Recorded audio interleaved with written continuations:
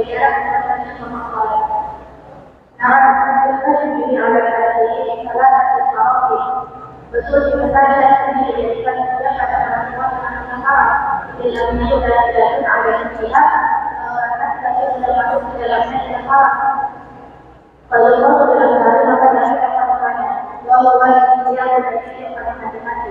Dan kira yang sama dari Allah dengan ini adalah dari Allah yang ada. Tetapi dikatakan bahwa Allah tidak ada satupun terdapat batasan orang-orang itu dia haram. Nah, ini untuk menjadi sesuatu dia bisa kita menjadi pendapat atau dia maaf pada tempat yang masuk menjadi hadis sahih. Dengan hadis yang dilakukan oleh Sayyid Ibnu Mansur dari hadis sahih dan Rasulullah SAW bertanya Rasulullah SAW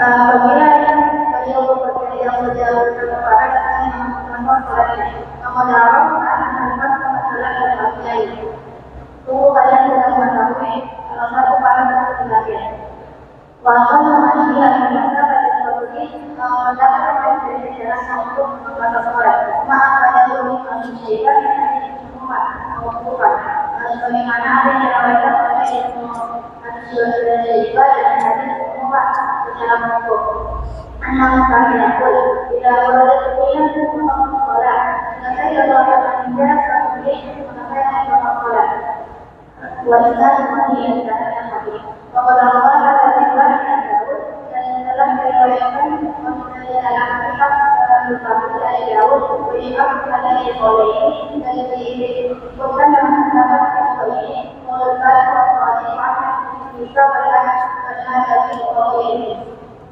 An-Namun besar mengatakan dari bahwa dan bahwasanya pendapat beliau mengatakan oleh yang dilakukan dijalankan kembali ke atas kalian dari Rasulullah lagi kami kembali melakukan bagaimana ini kami melakukan saya yang berdoa bukan kepada kita orang-orang tidak lalu bagi orang-orang kepada jauh sejauh baik kalian harus mengetahuinya apa yang harus dilakukan oleh kita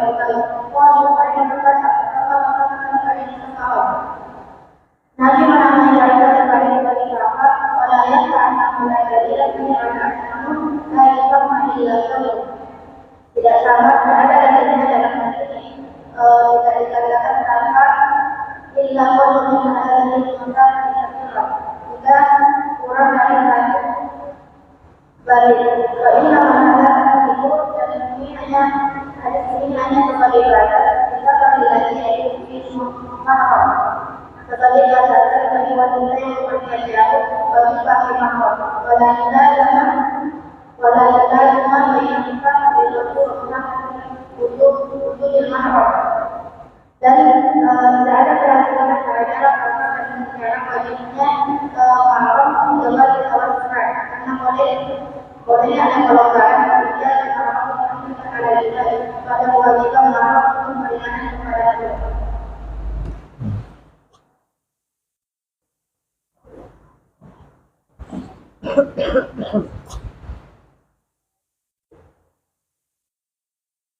Bismillahirrahmanirrahim. Alhamdulillahirabbil alamin.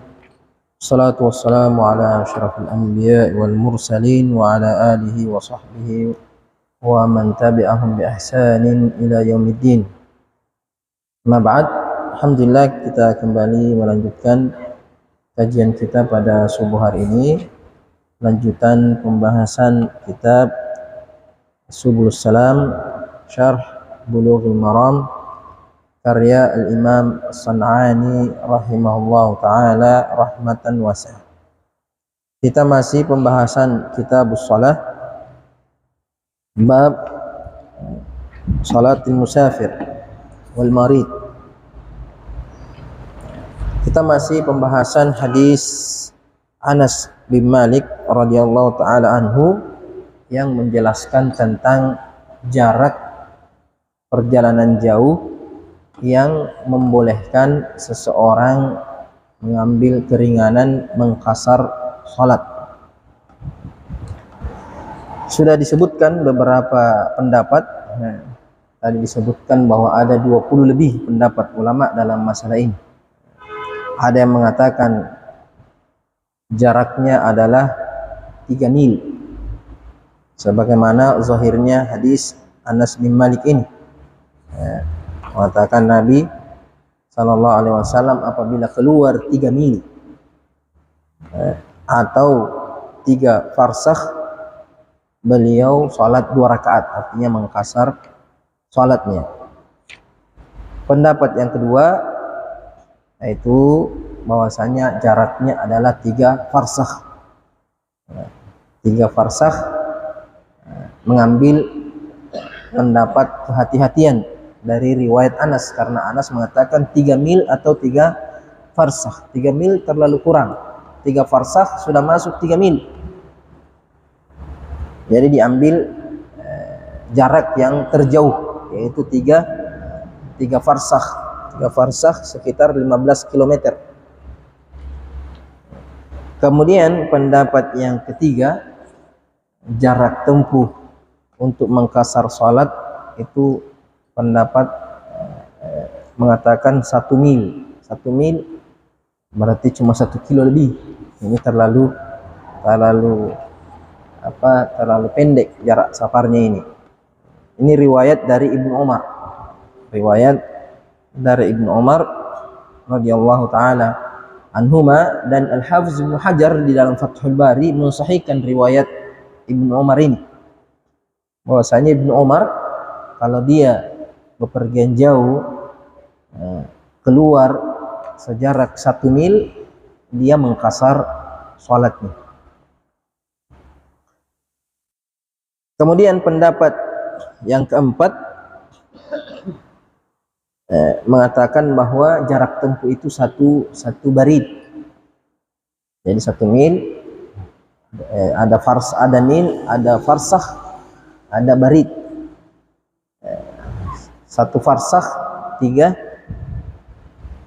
mil. 1 farsakh itu 3 mil. Dan 1 barid itu 4 farsakh. 1 barid 4 farsakh berarti berapa mil itu? 3 kali 4 12 mil, sekitar 20 km. Dengan dalil ini hadisnya Abu Hurairah, mengatakan la tusafiru imra'atun baridan. Tidak boleh seseorang wanita itu bepergian jauh sejarak 1 barid. Di sini mengatakan Nabi mengatakan safar 1 barid, berarti safar itu minimal 1 barid. Safar itu minimal 1 barid. Nah, sematan janganlah seorang wanita bepergian jauh musafir sejarak 1 barid kecuali bersama muhrim. Harus ada muhrimnya yang menemani. Tapi pendapat ini juga ditolak di sini, mengatakan ini untuk hukum wanita keluar bepergian jauh harus 1 barid. Tapi kalau mengkasar bisa jadi kurang daripada itu. Kurang daripada 1 barid sebagai keringanan. Beda dengan bepergian jauh, dikasih jarak terjauh. Kalau muhrim mau pergi bepergian jauh tanpa mau bepergian jauh harus pakai muhrim kalau 1 barid. Diambil jarak terjauh untuk lebih ringan, karena kalau biar 1 mil harus pakai muhrim itu terlalu memberatkan. Atau nanti biar 3 mil, jadi nanti 20 km ke atas baru wajib pakai muhrim. Kemudian pendapat selanjutnya di sini, pendapat yang kelima yang akan kita baca, mengatakan waqala Zaid ibnu Ali wal muayyid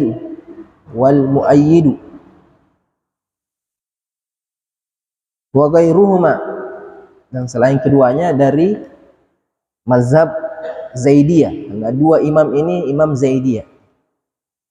Zaid bin Ali, maka Zaid bin Ali imamnya. Zaid bin Ali imamnya Zaidiyah. Wal Muayyidu, dan Imam Al-Muayyid juga dari mazhab Zaidiyah.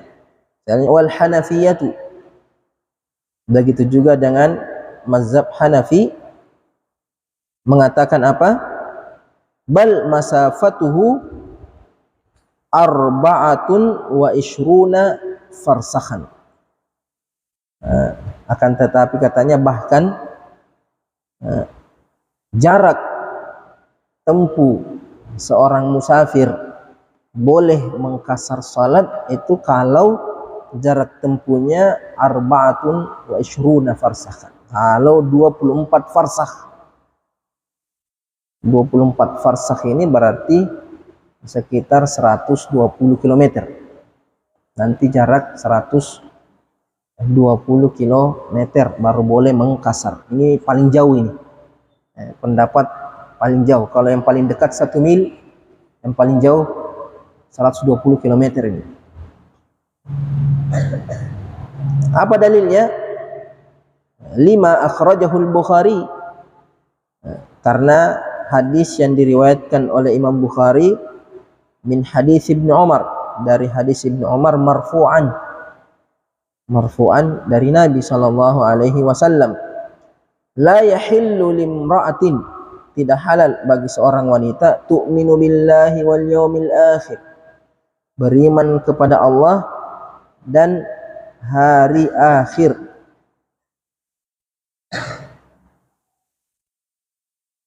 artinya tidak halal bagi orang yang beriman kepada Allah dan kepada hari akhir, wanita yang beriman kepada Allah dan hari akhir, antusafira fauqa thalathati ayyamin, dia bepergian jauh lebih dari 3 hari, illa ma'a muhrimin, kecuali bersama muhrimnya. Jadi di sini jarak tempuh 3 hari 3 malam. Mengatakan 3 hari 3 malam itu biasanya onta itu satu hari perjalanan itu dia mampu berjalan 8 farsakh. 8 farsakh kali 3 nih. 1 farsakh 3 mil. 1 farsakh 3 mil. Berarti jumlahnya semua 120 km. 1 mil 1,6 atau 1,8 km.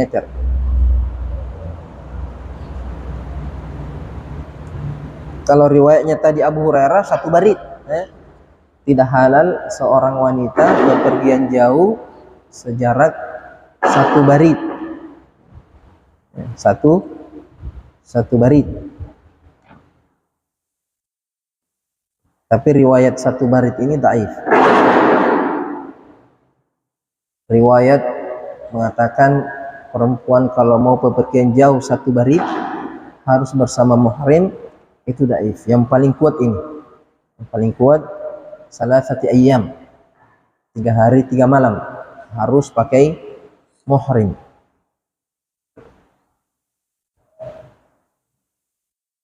Qalu, mereka mengatakan, pendapat yang kelima ini mengatakan, wasairul ibli, perjalanan onta itu fi kulli yaumin thamaniyatu farasikh, sejauh 8 farsakh.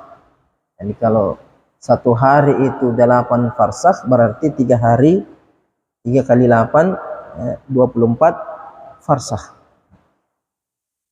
kali 1,6 atau 1,8 km. Ini pendapat yang kelima. Sekarang pendapat yang keenam, wa qala Syafi'i, mazhab Imam Syafi'i rahimahullah taala, mengatakan apa? Bal arba'atu burdin. Arba'atu burdin.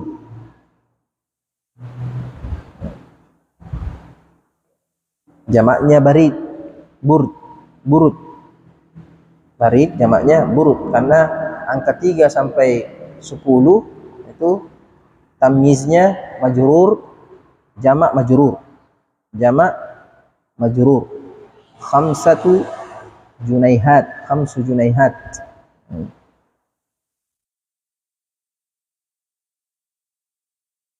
Kan adat itu kan ada 4 jenisnya adat itu, ya. Ada adat mudhaf, ada adat murakkab, ada adat ma'tuf, ya. Adat mudhaf itu seperti itu 3 sampai 10.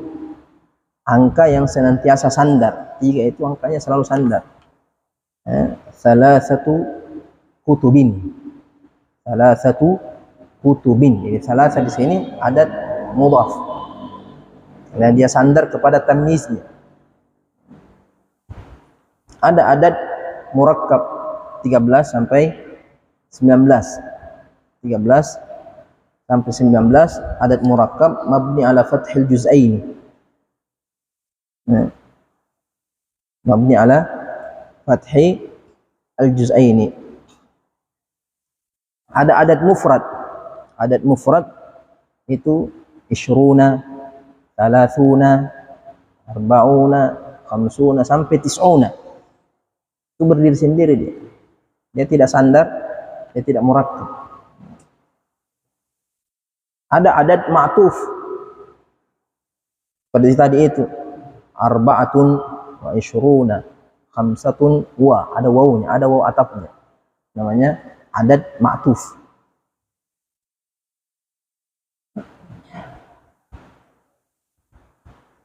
Jadi di sini mengatakan, Imam Syafi'i mengatakan jarak tempuh seorang itu boleh mengkasar itu arba'atu burudin, 4 barid. 4 barid berarti sekitar 80 km. 80 km.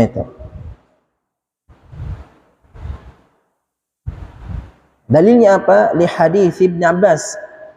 Karena hadis Ibn Abbas radhiyallahu taala anhuma marfu'an dari Nabi sallallahu alaihi wasallam, la taqsuru sholata fi aqallin min arba'ati burudin.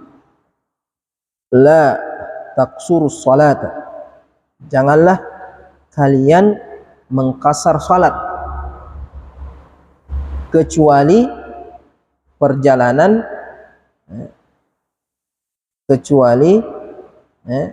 jangan kalian mengkasar salat fi aqallin mi arba'ati burudin.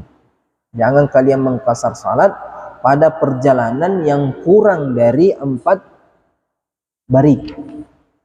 Di sini hadisnya sharih. Hadisnya sharih. Ada larangan kalau hadisnya pendapat pertama, kedua, ketiga, keempat itu tidak sharih. Hanya Nabi melakukan perjalanan kemudian mengkasar. Nabi tidak menjelaskan bahwa ini jarak yang harus ditempuh kalau mau mengkasar. Hanya sebagai fi'il, perbuatan Nabi. Nabi melakukan perjalanan 3 mil mengkasar. Nabi melakukan perjalanan sahabat melakukan perjalanan 1 mil dan kasar. Dalilnya tidak sharih, tidak jelas dalam masalah ini. Kalau ini sharih, Rasulullah melarang jangan salat atau jangan mengkasar salat kalau kurang dari 3 barid, kurang dari 4 barid. Hadisnya sharih, tapi yang jadi masalah hadisnya dhaif. Wa sayati, akan ada nanti penjelasannya di hadis berikutnya. Yang mendhaifkan hadis ini Imam Al-Baihaqi dalam kitab Sunanul Kubra.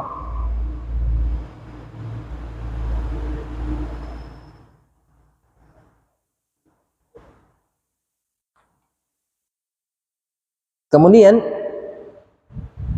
wa akhrajahu Al-Baihaqi, dan Imam Al-Baihaqi juga meriwayatkan.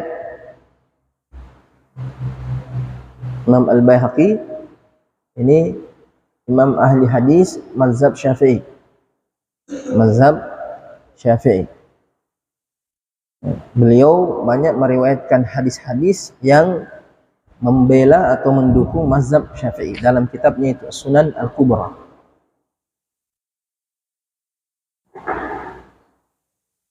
Sampai ada yang mengatakan bahwa semua ulama pengikut mazhab Syafi'i berutang budi sama Imam Syafi'i, punya berjasa punya utang budi dengan Imam Syafi'i karena diambil mazhab dari Imam Syafi'i, kecuali Al-Baihaqi. Imam Syafi'i berutang budi dengan Al-Baihaqi. Kenapa? Karena banyak membela mazhabnya, banyak mendukung mazhabnya dengan dalil-dalil hadis yang dia riwayatkan.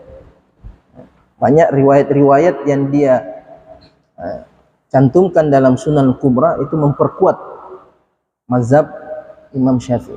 Sampai mengatakan Imam Syafi'i utang budi sama Al-Baihaqi.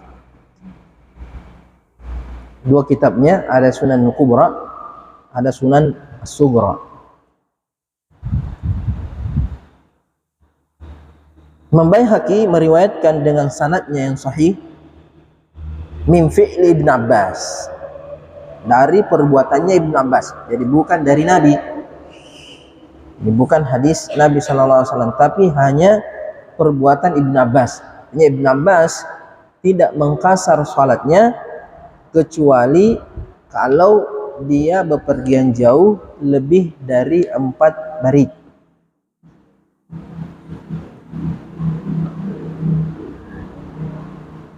Begitu juga dengan Ibnu Umar.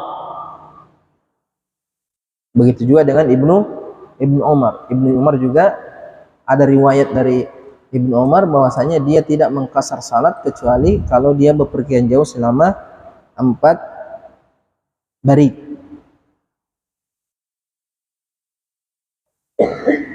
Wa bi annahu rawal Bukhari, dan dalilnya mazhab atau pendapat yang kelima ini bahwasanya Imam Bukhari meriwayatkan min hadis Ibn Abbas, dari hadis Ibn Abbas ta'liqan bi sighatil jazm. Ini pentingnya mustalah hadis. Kalau baca kitab-kitab hadis tidak pernah belajar mustalah hadis, blank itu. Tahu apa maksudnya ini? Rawal Bukhari min hadis Ibn Abbas ta'liqan. Dimaksud hadisnya muallaq. Apa hadis muallaq? Masa kata min awwali isnadihi rawin aw rawiyani fa aktsar ala tawali.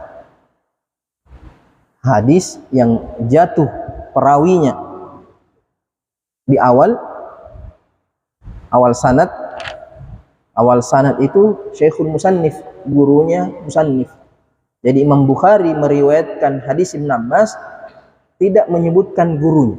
Imam Bukhari tidak menyebutkan gurunya siapa. Tidak juga meriwayatkan gurunya. Bahkan gurunya. Sampai Ibn Abbas. Hanya mengatakan wa an Ibn Abbas. Berarti hadisnya muallaq.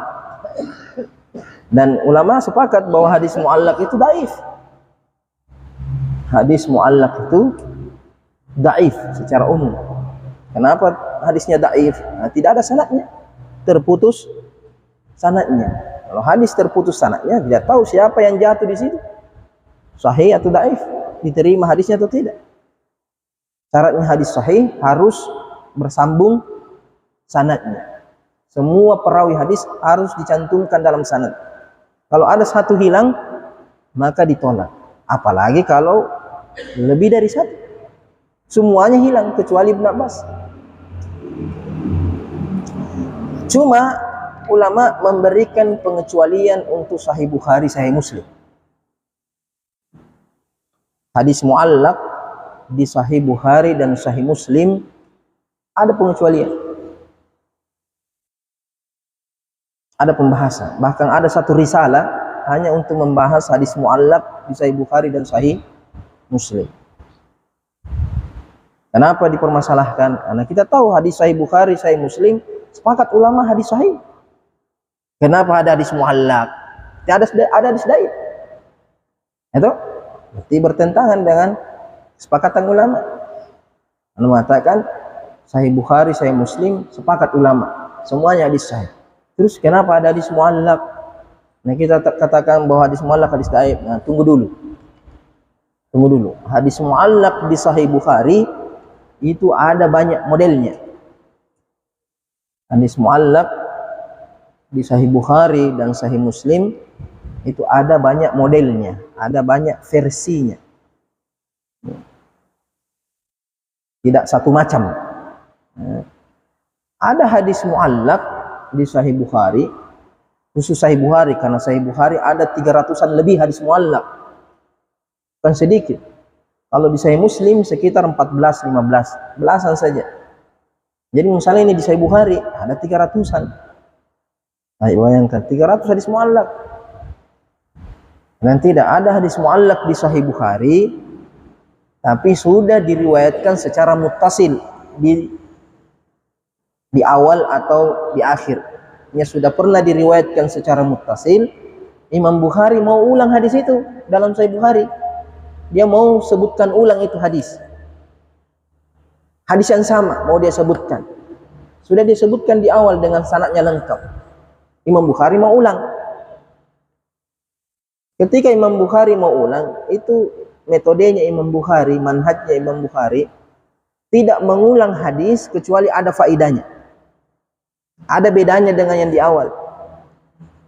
Imam Bukhari tidak mau mengulang hadis sama persis dengan sebelumnya.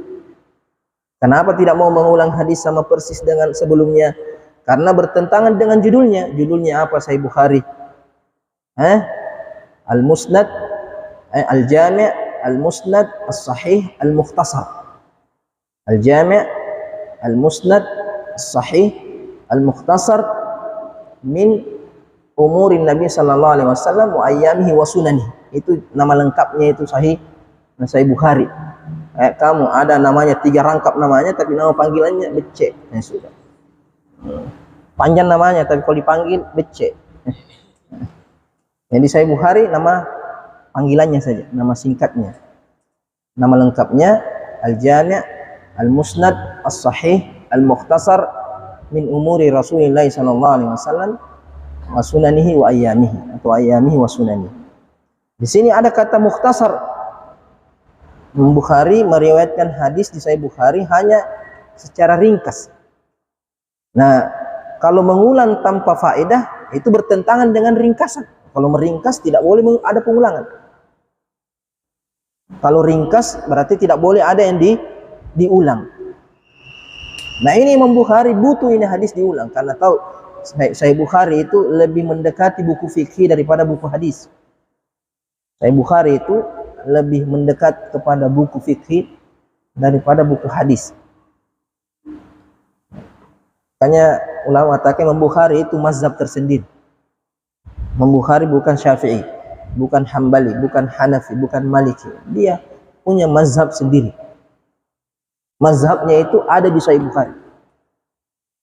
Pendapat-pendapatnya ada di judul-judul Sahih Bukhari itu.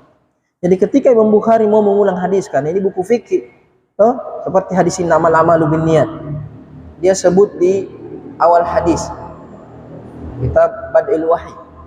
Nanti di kitabus shalah mau dia ulang lagi karena salat harus ada niatnya. Makanya mau hadis itu lagi. Bahas masalah zakat ada niat, bahas masalah haji ada niat. Hampir sekitar 20 kali hadis innamal a'malu binniyat diulang oleh Imam Bukhari dalam Sahih Bukhari. Nah, setiap dia ulang harus ada bedanya. Apakah ada beda di matannya, ada perbedaan lafaz di matannya, atau ada perbedaan dalam sanadnya. Ada perbedaan sanad. Tapi ketika dia mau ulang, ada lagi lafaznya yang lain. Itu jinatau, itu yang dia punya. Imam Bukhari cuma punya satu lafaz saja dari hadis itu, dan punya satu sanad dari hadis itu. Nah, mau diulang tidak boleh dia ulang, maka begini saja, hilangkan saja sanadnya. Makanya dia sebutkan tanpa sanad, muallaq. Kenapa disebutkan muallaq? Karena sudah saya sebutkan sebelumnya, sanadnya sudah ada sebelumnya. Berarti hadis itu sahih atau tidak? Hadis itu sahih, tidak ada khilaf. Ya. Tapi ada juga beberapa di Sahih Bukhari hadis mu'allaq, tidak ada sebelum, tidak ada setelahnya. Memang cuma mu'allaq. Memang hanya mu'allaq. Dan kebanyakan hadis-hadis mu'allaq yang seperti ini hanya di judul saja. Hanya ada di judul. Bukan inti Sahih Bukhari. Bukan hadis inti Sahih Bukhari. Kenapa bukan hadis inti Sahih Bukhari? Karena judulnya Imam Bukhari apa? Al-Musnad. Al-Jami' Al-Musnad. Apa artinya Al-Musnad? Harus lengkap sanadnya. Berarti hadis-hadis yang tidak lengkap sanadnya di Sahih Bukhari bukan Sahih Bukhari. Jadi, kalau ada hadis mu'allaq di Sahih Bukhari tidak disebutkan muttasil sebelumnya, tidak juga setelahnya, maka itu tidak dianggap Sahih Bukhari. Sekalipun ada di Sahih Bukhari, bukan hadis intinya Imam Bukhari. Biasanya Imam Bukhari hanya cantumkan di judul. Terkadang juga untuk membantah pendapat yang berseberangan.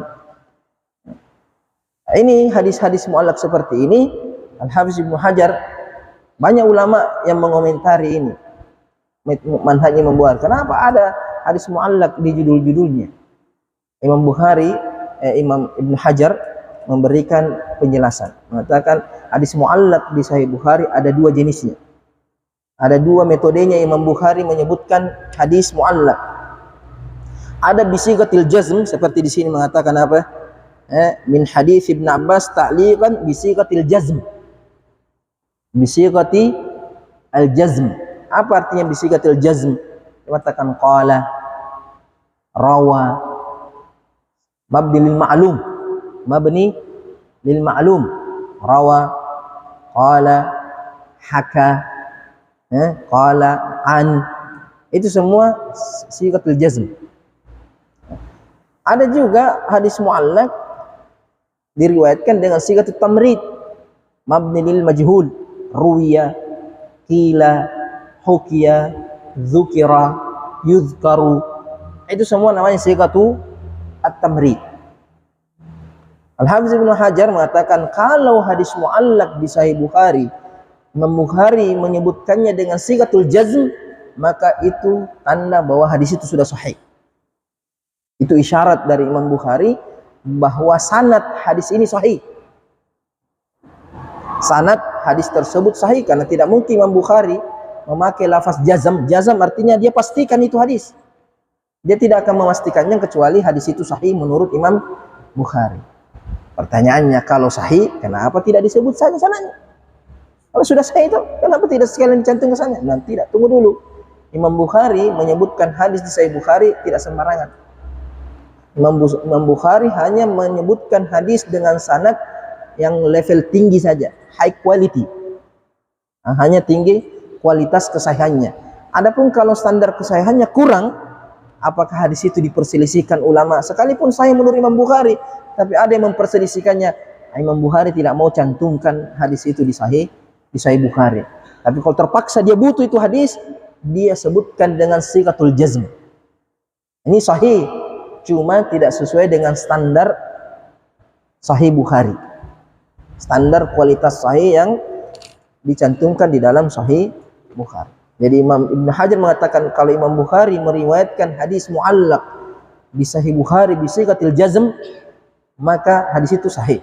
Makanya kalau kamu nanti di risalah ilmiah, kamu mencantumkan hadis mu'allaq di Sahih Bukhari, harus jelaskan bisigatil jazm atau bisigatil tamrid. Kalau kamu cuma mengatakan akhrajahul Bukhari mu'allaqan, mu'allaqan artinya belum jelas sahih atau dhaif. Tapi kalau mu'allaqan bisigatil jazm, berarti hadisnya sahih. Kalau bisigatil tamrid, bisigatil tamrid ini Al-Hafiz Ibnu Hajar mengatakan terkadang sahih, terkadang hasan, terkadang dhaif. Artinya kalau bisigatil tamrid, Imam Bukhari tidak memberikan jaminan kesahihan. Bisa jadi dhaif menurut Imam Bukhari, sahih menurut imam yang lainnya. Bisa jadi memang dhaif.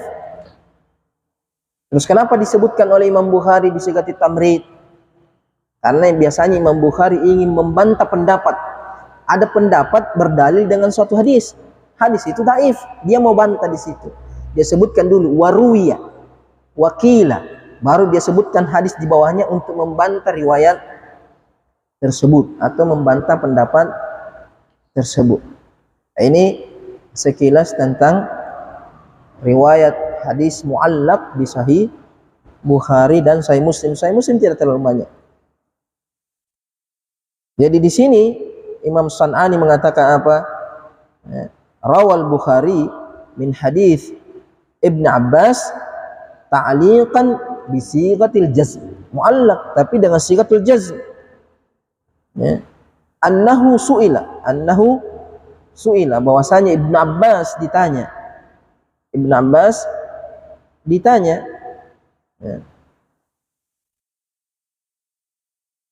atuksaru salatu min Makkah ila Arafah? Apakah boleh dikasar salat perjalanan dari Mekah menuju Arafah?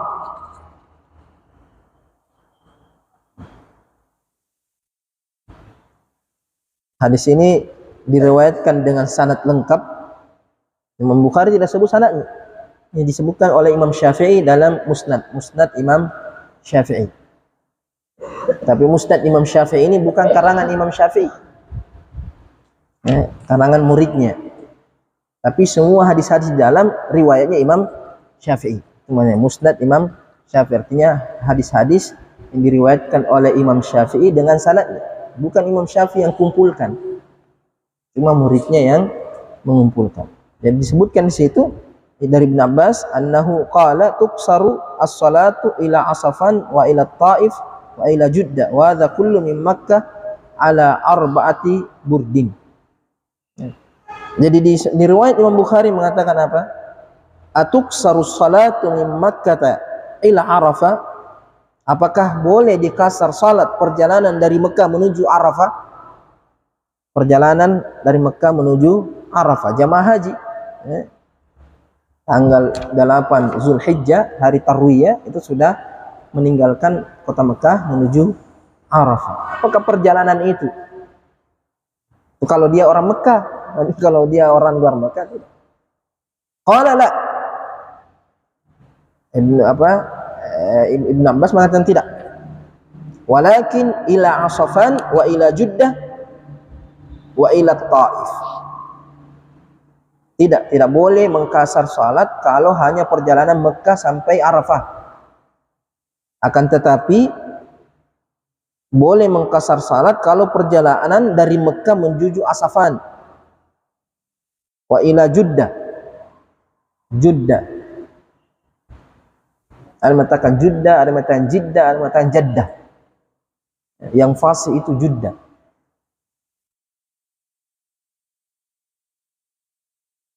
Wa ila Taif. Dan ini semua jarak 4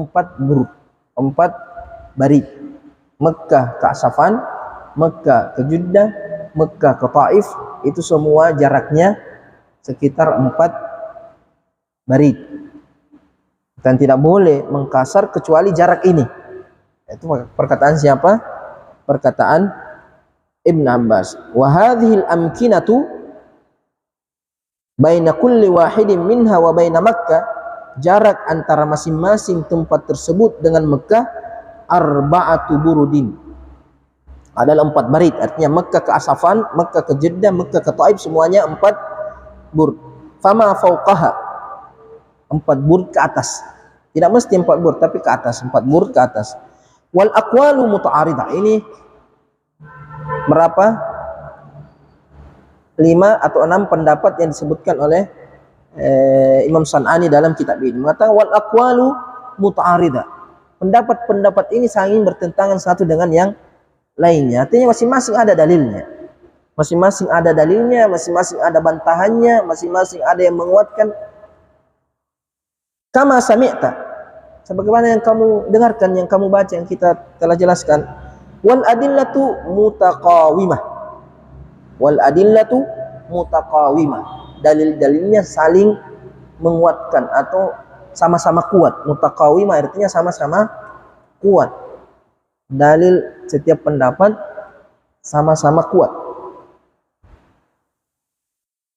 Qala fi Zadil Ma'ad, Zadil Ma'ad ini karangan Ibnu Qayyim rahimahullah taala. Buku sejarah tapi masuk fikihnya, masuk tafsirnya. Tapi secara umum menamai kitabnya kitab sejarah. Ibnu Qayyim mengatakan apa? Walam yahudda sallallahu alaihi wasallam li ummati. Hadda yahuddu, lam yahudda. Kalau mau dipisah, lam yahdud.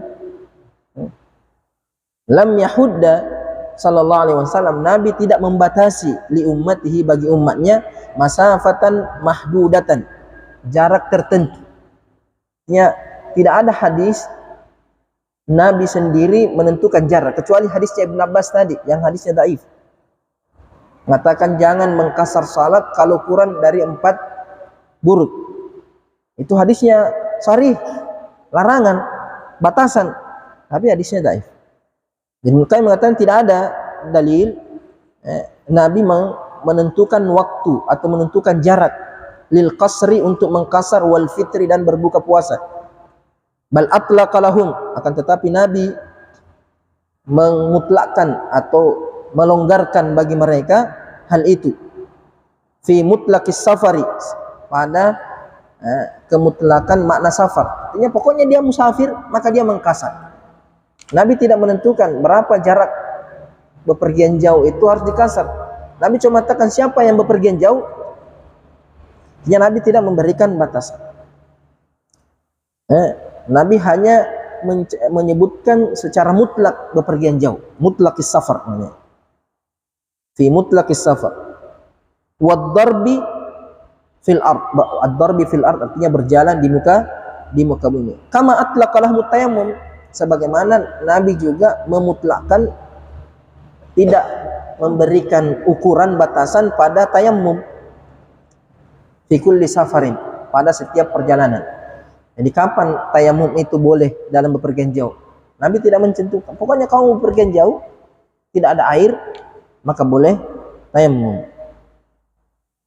Wa amma ma yurwa anhu minat tahdidi, adapun yang diriwayatkan dari Nabi sallallahu alaihi wasallam dari pembatasan, bil yaumi wal yaumaini wath thalatha, adapun yang diriwayatkan dari Nabi pembatasan 1 hari atau 2 hari atau 3 hari, falam yasihha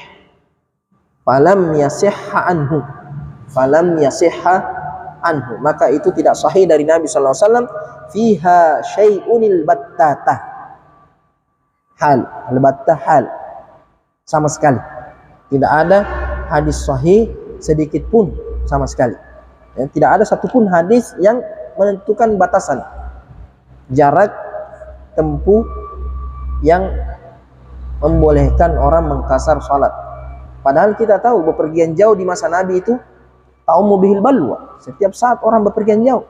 Kenapa tidak ada Nabi mengatakan kalau mau mengkasar harus jaraknya sekian?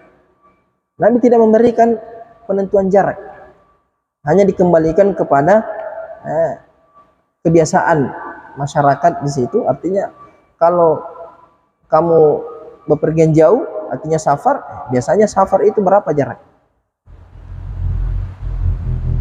Wallahu a'lam, Allah Maha mengetahui. Wa jawazul qasri wal jam'i fi tawilis safar, dan bolehnya mengkasar dan menjamak salat dalam perjalanan jauh, wa qisarihi, dan pendeknya, mazhabu katsirin minas salaf, adalah mazhab banyak dari ulama-ulama terdahulu, dari sahabat